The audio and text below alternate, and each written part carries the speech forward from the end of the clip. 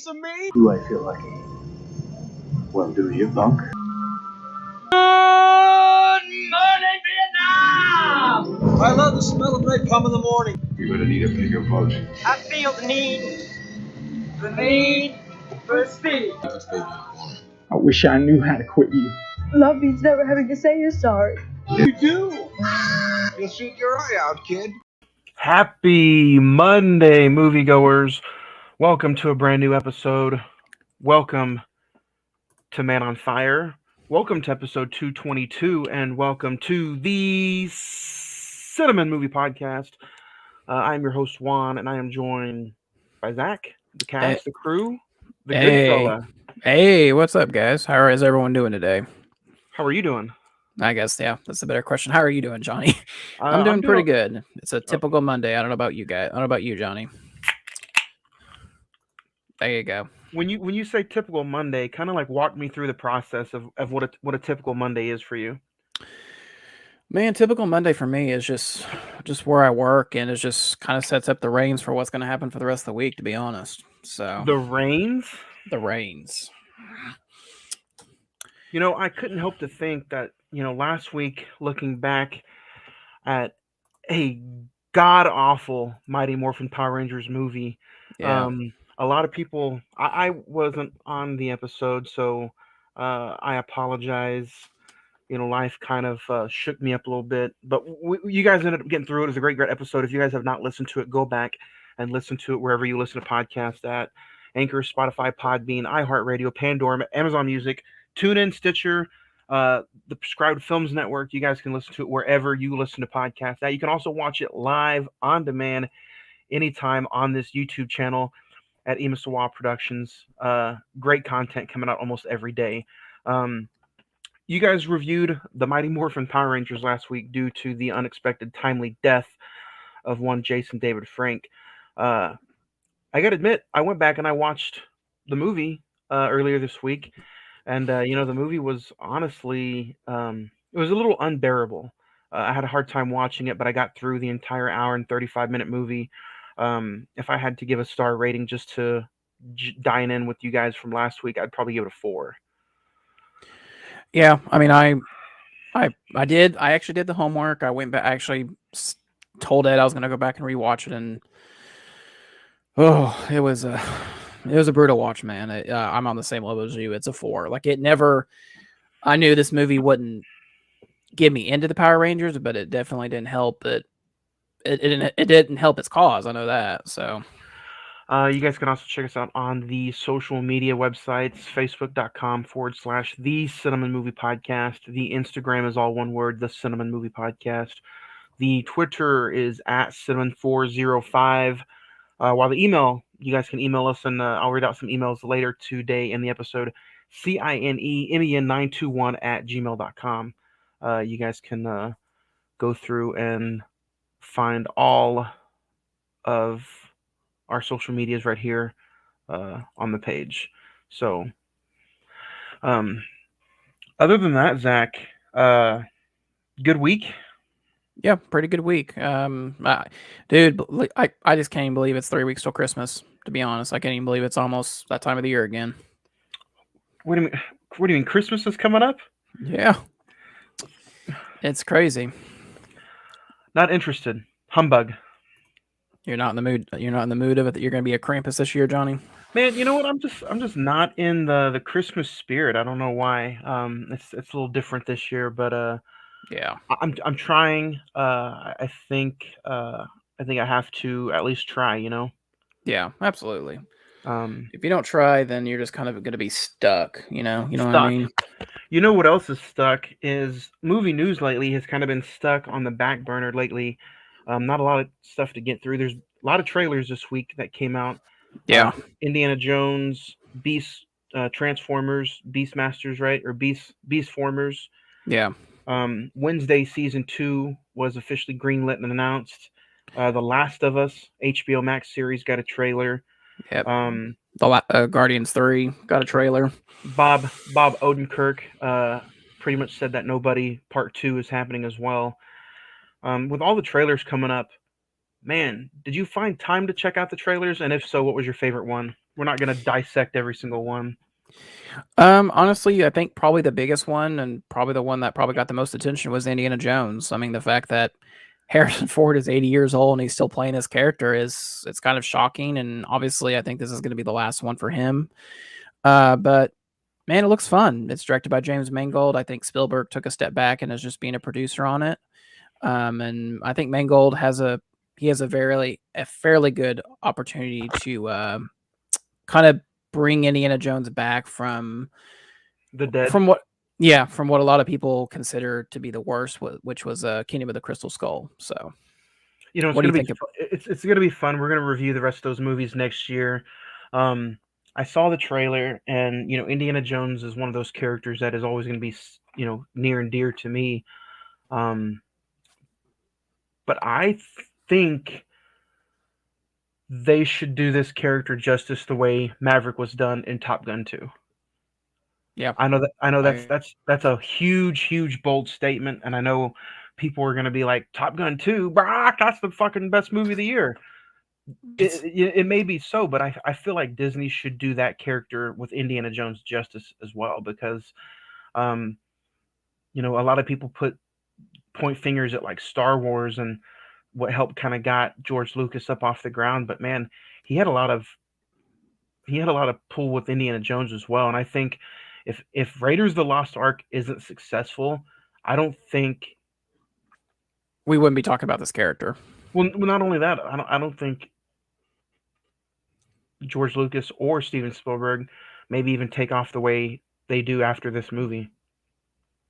I think I think Indiana Jones is just an underrated character. You think he's underrated? Is that what you said? Yeah, I think the character in the movies are underrated. I don't think nobody talks about him anymore. It's been 50, it'll be 15 years since Kingdom of the Crystal Skull next year. So, Harrison Ford's gone on to do other things. He came back to do Star Wars. Spielberg did other things. Lucas has not really done anything in that time.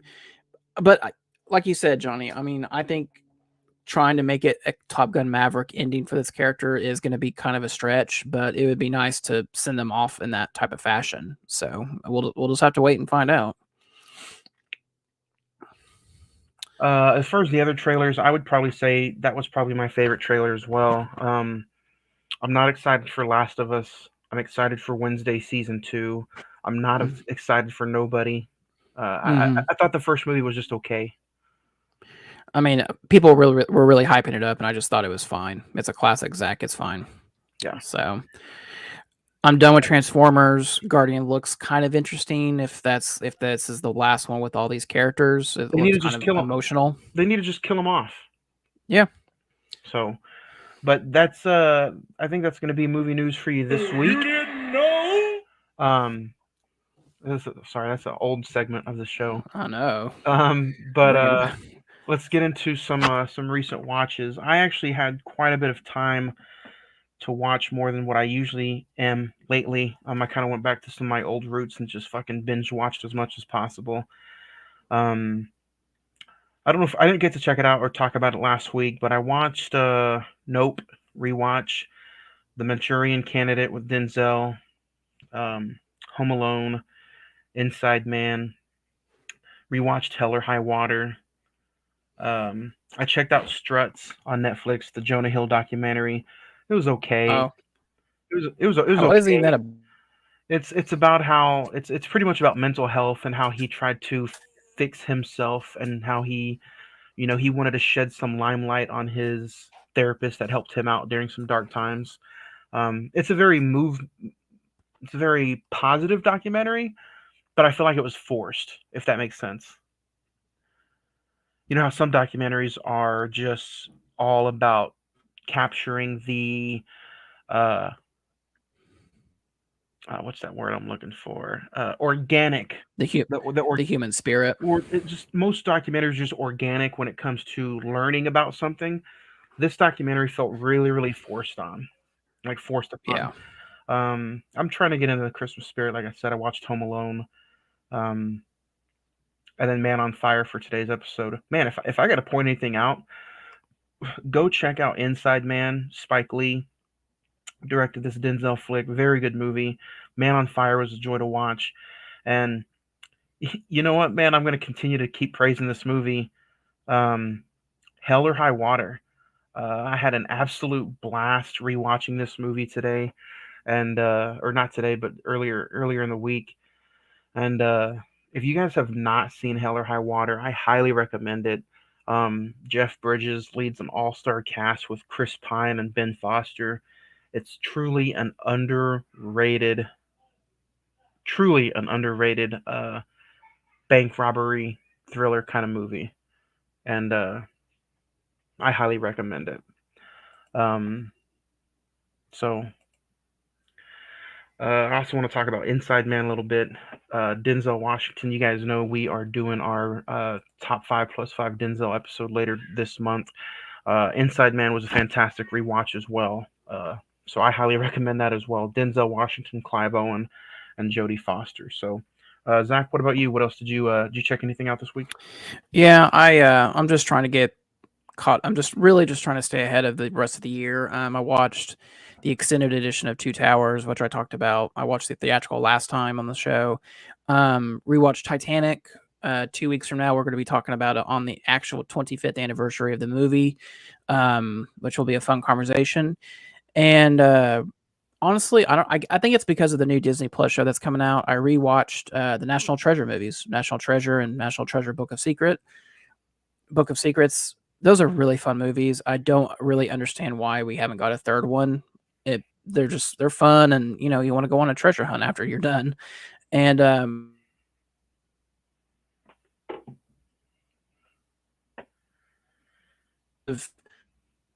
little bit, it's such a watch. Jenna Ortega, he's a star and right look for a type character. So, like Wednesday, go check out Titanic, check out the National Treasure Plus, and HBO for next week for Two Towers.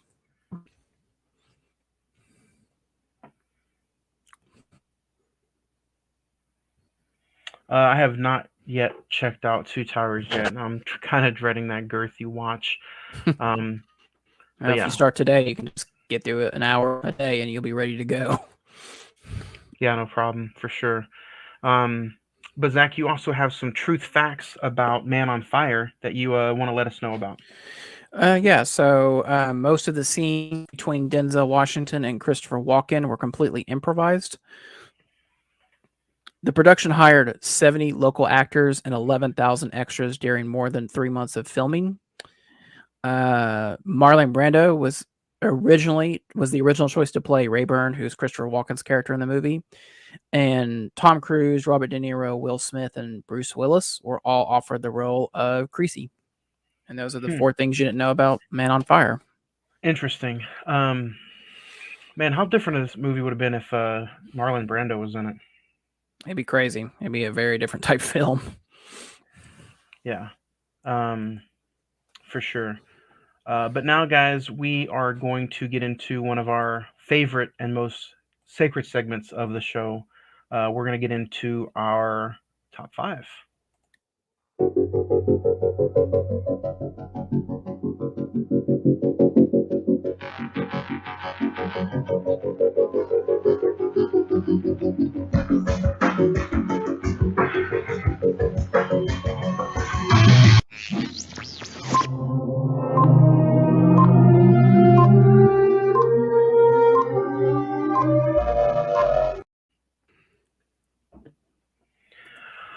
We are talking our top 5 Christopher Walken movies today for this episode.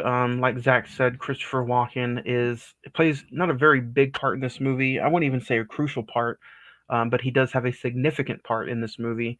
So if you guys want to play along, go ahead and send in your top 5 Christopher Walken movies at cinemen921@gmail.com. And we'll get through the top 5. Zach, do you have any honorable mentions before we get started? No, I do not. What about you? I'm going to rapid fire through mine. I only have 2. Catch Me If You Can and Stand Up Guys. Okay. So, what's your number 5? Number 5 is really not even a movie; it's a segment, and I don't know about you, Johnny. I could have used a little bit more cowbell. I mean, I think it's honestly one of the best, like maybe top 5 skits that SNL has ever done with him and Will Ferrell, and the seriousness that Christopher Walken can do on a comedy show is just staggering. It's just you want to he can't he really truly doesn't break character, and it's just so funny. It's just one of the best things they've ever done on SNL. So number 5 for me is the cowbell segment on SNL. And that's funny. Yeah, I'm really enthused that you brought up an SNL segment for a top for like one of his favorite movies or performances. That's good. I really enjoy that. Number 5 for me is going to be Batman Returns. Um, Mm. I as he plays Max Shrek in the movie, he plays one of the villains. Call it campy, call it cheesy. I adore Batman Returns, and I appreciate Christopher Walken in this movie. So, number 5 for me is Batman Returns, which we did do a whole episode on back in the day. Um, Mhm. Yeah. Zach, you laugh, but you just, I want you to know Batman Forever is right around the corner, so I wouldn't laugh too hard if I were you. Mm. um, Don't. Number 4 for you, sir. Number 4 is probably going to be a surprise to most people, just because of just my.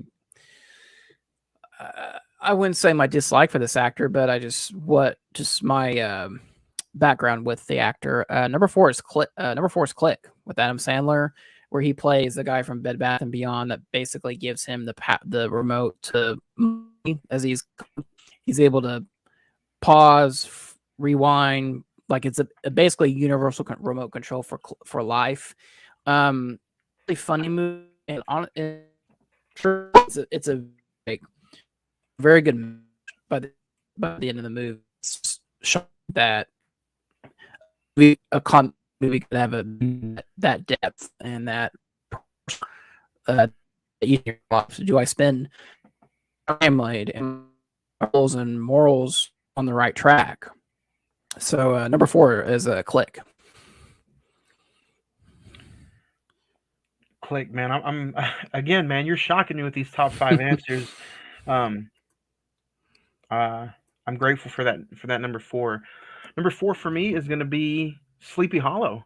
Mm. Christopher Walken plays the Headless Horseman, which is a very, very underrated, adored Tim Burton film. Johnny Depp, Christina Ricci, Christopher Walken. This movie's not scary, but it's very, very creepy and eerie, and it's a joy to watch when it's cold outside. I would love to one day review this movie with you guys. It's a movie I don't think gets talked about nearly as much as it should. But Christopher Walken plays a creepy headless horseman, and that is my number 4 is Sleepy Hollow. Number 3 for you, Zach. Number 3 is the film we're talking about today, Man on Fire. So we'll get to that here in a little bit. Really? Yep. Number 3 for me is going to be Seven Psychopaths. Have you seen that? I have not. Mm-mm. Really? I've heard good things about it though. Sam Rockwell's on that, isn't he? He is. Yeah. Sam Rockwell, Colin Farrell, Woody Harrelson, and Christopher Walken plays Hans. Um, Fun cast. If you like gangster or uh, I guess gangster or kind of crime drug dealing movies, Seven Psychopaths is funny. It's a crime comedy, so I recommend it. It's my number 3 favorite Christopher Walken movie. So, Zach, number 2 for you. Number 2 for me is going to be probably another surprise to most people. But truthfully, this one just comes from a childhood love for the film. Number 2 is Mouse Hunt with Nathan Lane and Lee Evans, and it's just a very Three Stooges slapstick type comedy where these two brothers basically try to hunt down a mouse in a really old, decrepit house. And Christopher Walken plays Caesar, this kind of kooky exterminator that takes his job way too seriously. And again, man, I mean, his comedic timing is just right on the mark, and his scenes are some of the standout moments in the movie. So number 2 is Mouse Hunt. Number 2 for me is going to be King of New York. Also starring Lawrence Fishburne and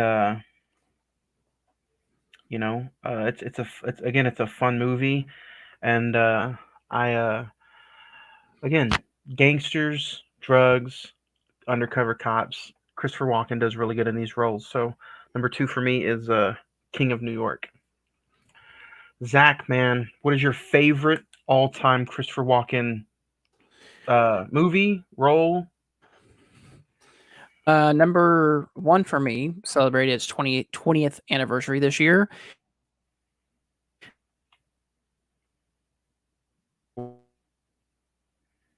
And Leonardo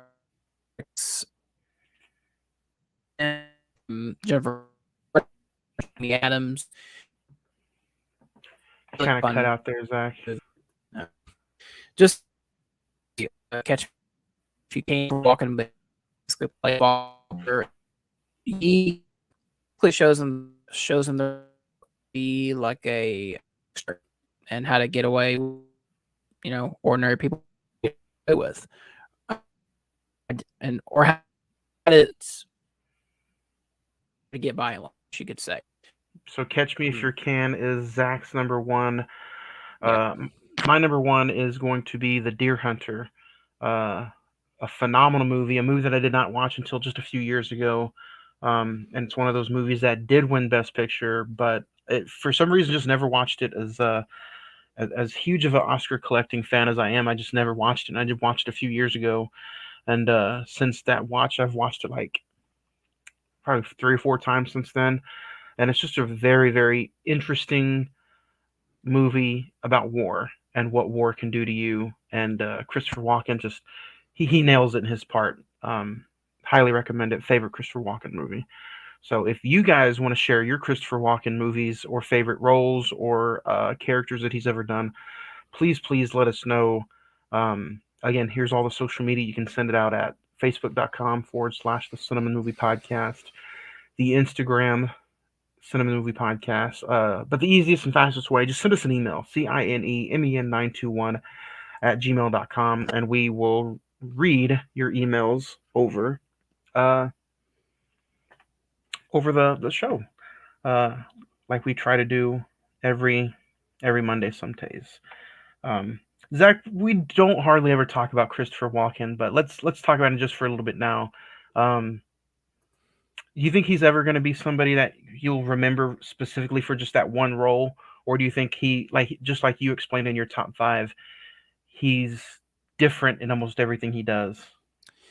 I would agree with that consensus. I mean, every film he does, he kind of, I mean, there are his caricatures, I guess you could say, are kind of similar in every movie, but his performance is different in every movie.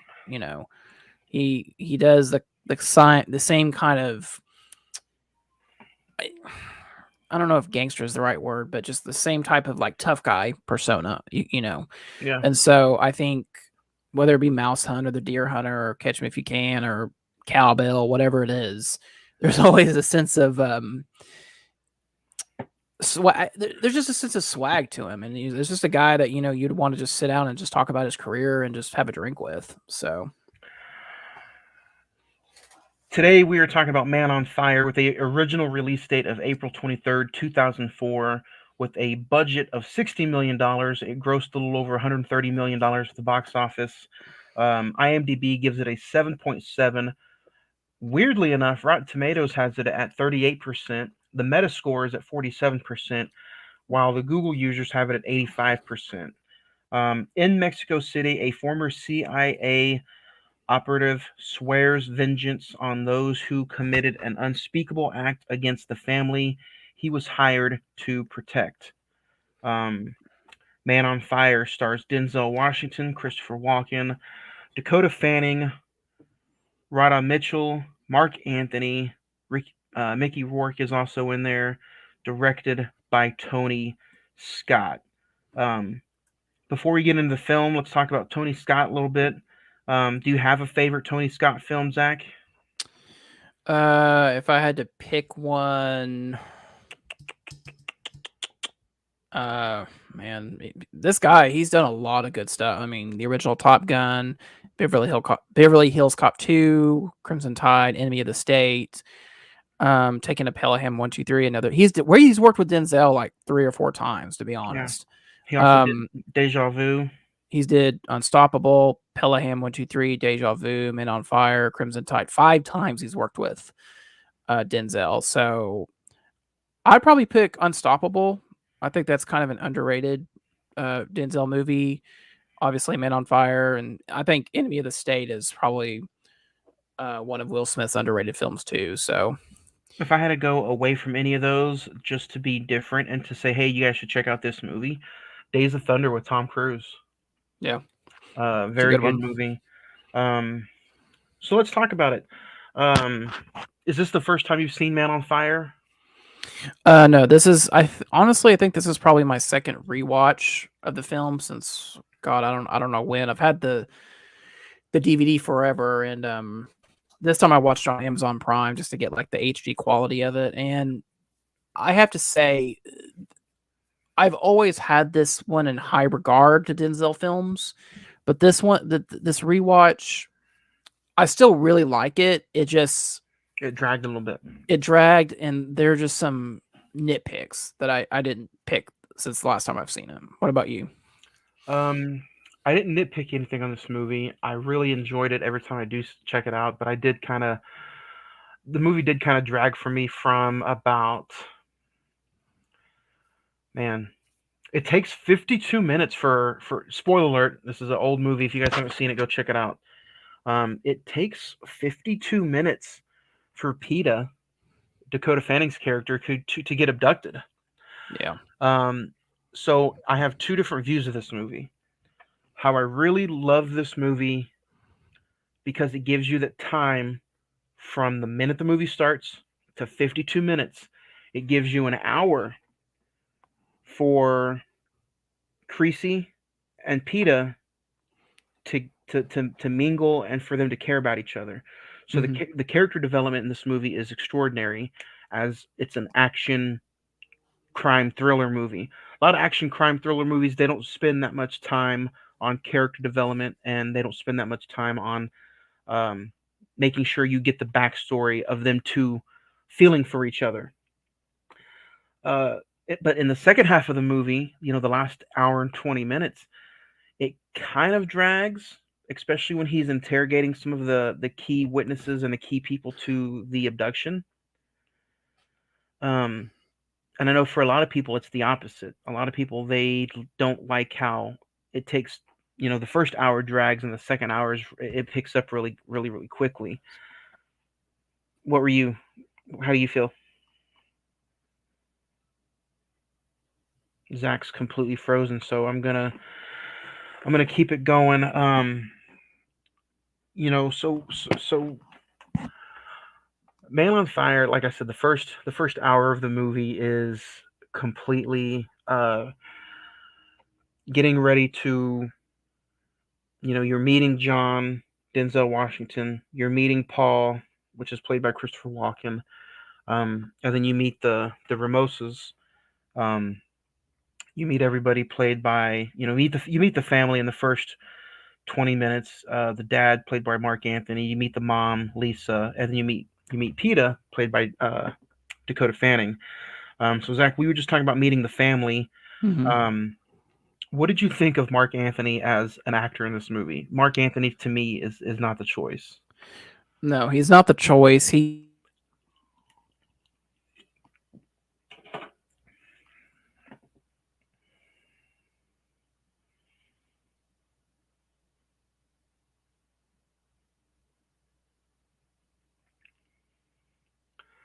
Zach is completely gone again.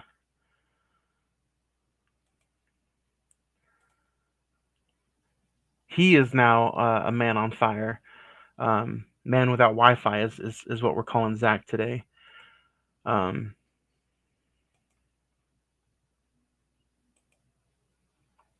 guys, give me just a second. We're having a little bit of a technical difficulty with Zach's Wi-Fi.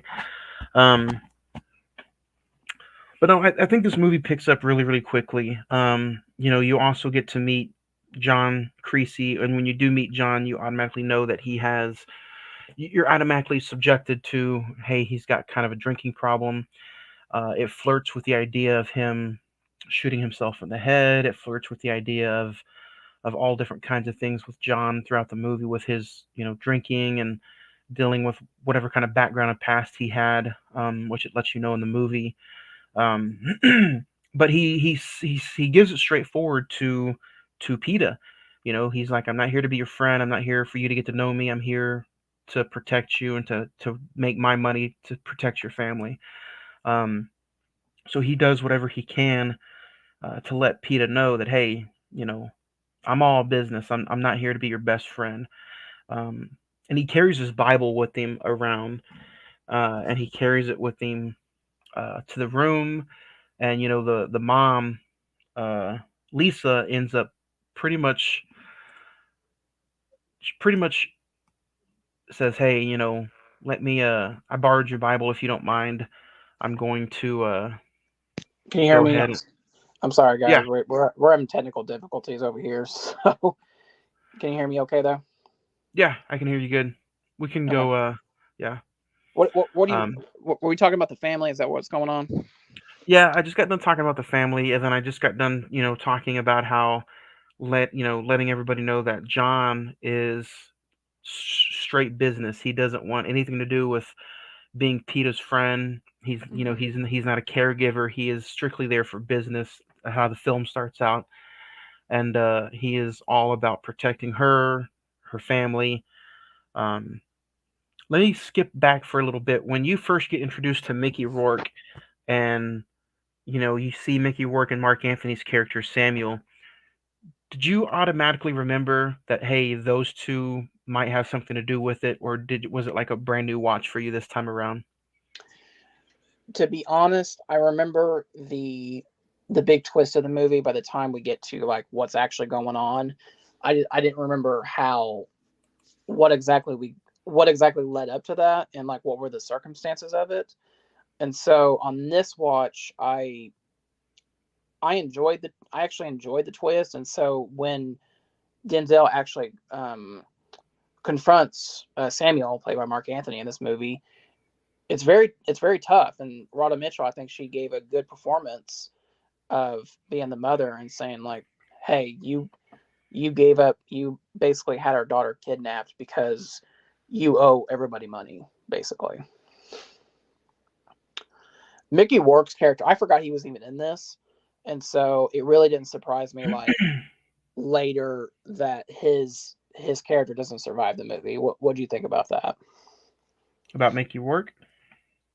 Yeah, Uh, he is what he is. I thought his character was okay. Um, if I had to nitpick anything, it would be the Mark Anthony character, and how later on in the movie, when he knew and had a lot of things to do with it, it just he didn't sell it for me, and I think that's a majority of the issue that I had. yeah, yeah. I would agree with that. Um, so like I said, it takes 52 minutes for her to get abducted. They finally start bonding at the end of the hour, the first hour. He teaches her some swimming instructions, and then you have the swim meet. Yeah, Um,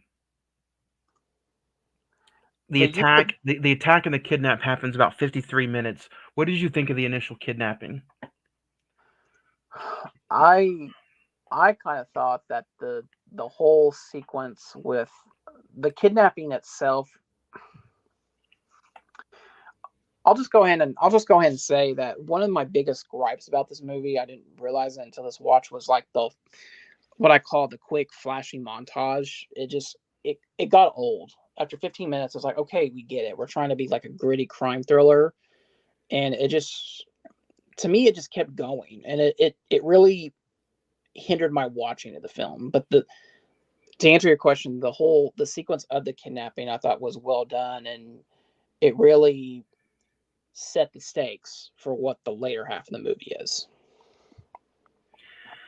Yeah, and this really has that first the early 2000s action crime like sequences, where there's a lot of parts like in the initial kidnapping, where she sees that John got shot, so Peter runs up to him. the dialogue is automatically cut off, and there's just music playing in the background.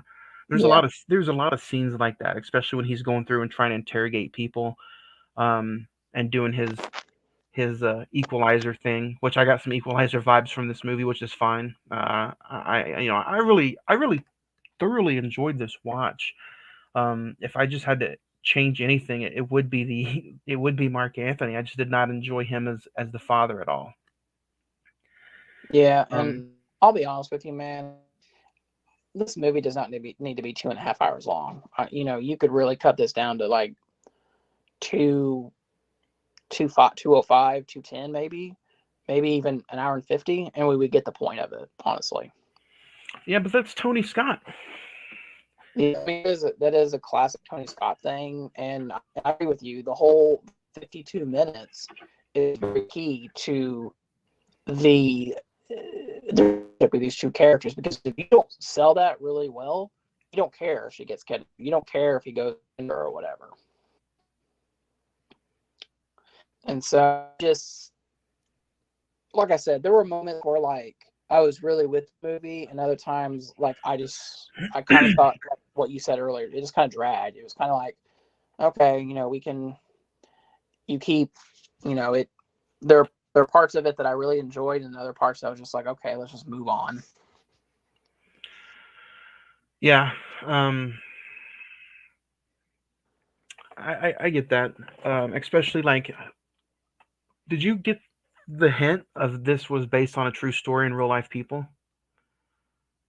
When they one kidnapped 60 I thought that was a real video of it. I didn't think this was, or is it?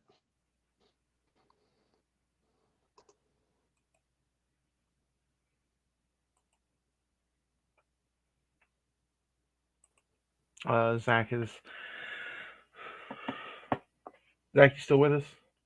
Can you hear me? Yeah, no, you're cutting back and forth pretty much the whole time. Guys, we might have to end it here. Um,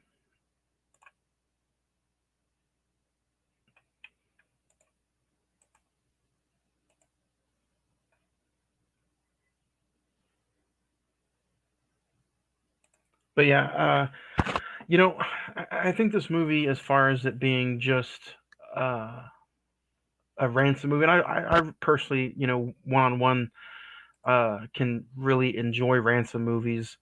Um, there's a ton of them out there, especially when it's got to do with the story like this one has. Um, I think Denzel brings the fire, no pun intended, and I enjoy his character straight from the get go. And I think he picks this movie up and he runs the whole way with it. And it kind of seems like it's been that way, Zach, with these conversations with these movies like The Hurricane, The Bone Collector, um, Man on Fire. There's certain movies that we've picked that we covered Denzel, and some people are like, hey, they're mediocre movies, but with Denzel, they're really entertaining films. Without Denzel, would they be trash? You know?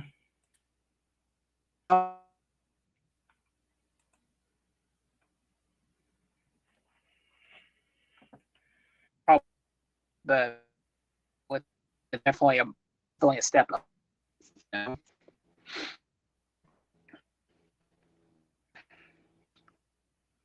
Um,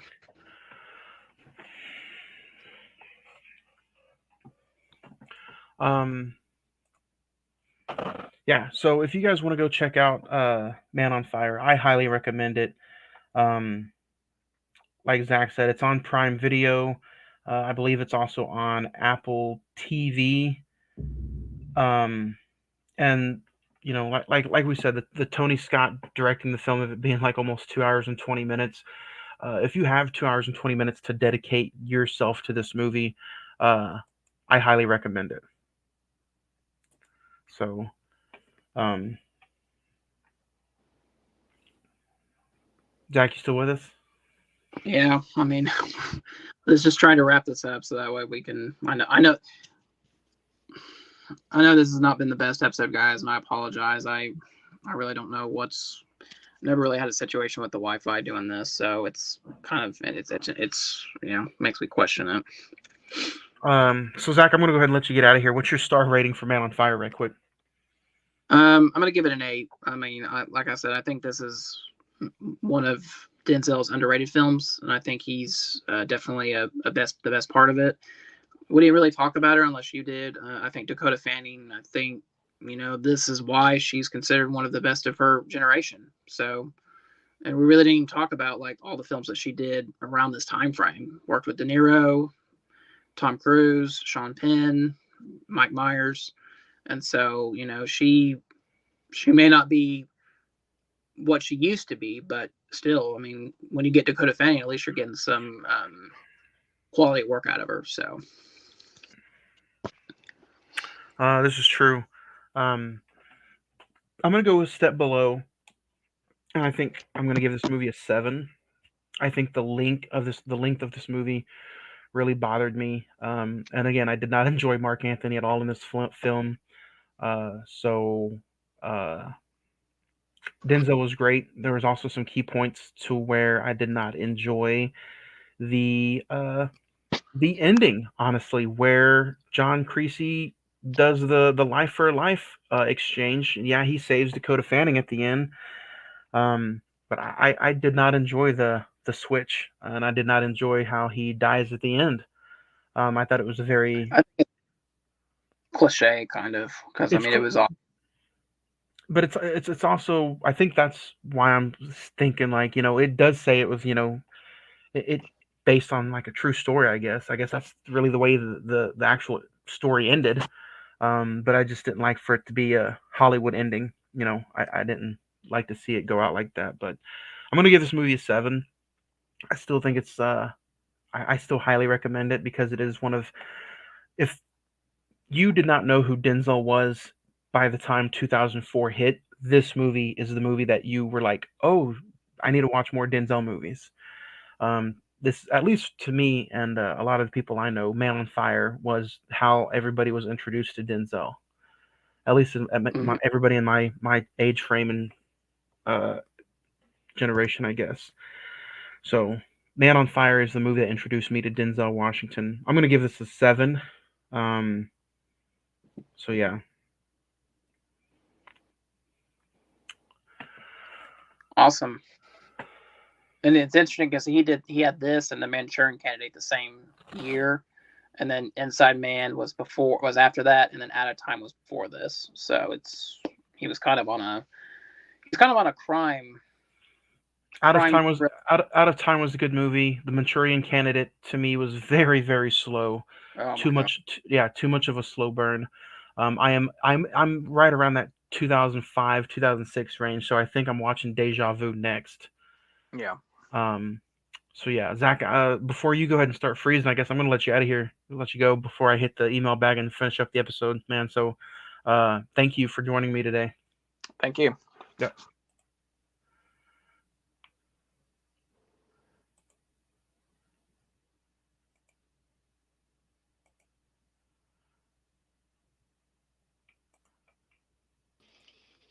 You go ahead. You got to exit out. Oh, I gotta leave. Okay. All Yeah. right. See you All right. later. Thanks. So I'm gonna go ahead and read it and dig into the email bag, guys. Again, I'm so sorry for the way this episode is sounding and being all across the universe. No pun intended for the musical. It's a good musical, by the way. Um, again, if you guys want to email the show and send us in some of your star ratings or send us in some recommendations, you can email us at cinemen921@gmail.com. uh,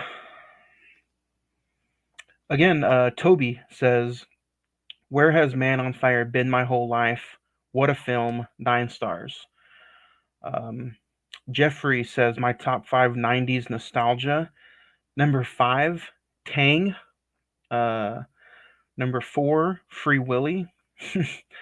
Number 3, Michael Jordan ballpark commercials. I guess the Michael Jordan hot dog commercials. This is number 3. Number 2, the colored ketchup and mustard bottles. I remember those, the purple ketchup and green mustard and stuff. And his number 1 is going to be Nickelodeon bath slime. That's funny. Sam G69 says Power Rangers was a throwback, but what a god awful film. Reliving it in your 30s, I would give this 3 stars. I'm just being honest, not a very good film. Sarah97 says Man on Fire was such a good rewatch. I really can't wait for your Denzel episode now. Should be fun.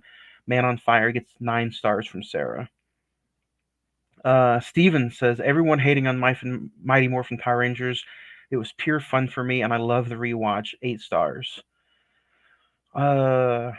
Henry says, shout out to you guys for discussing Wednesday. Such a fun Netflix series. I can't wait for more episodes. 9 stars for Wednesday.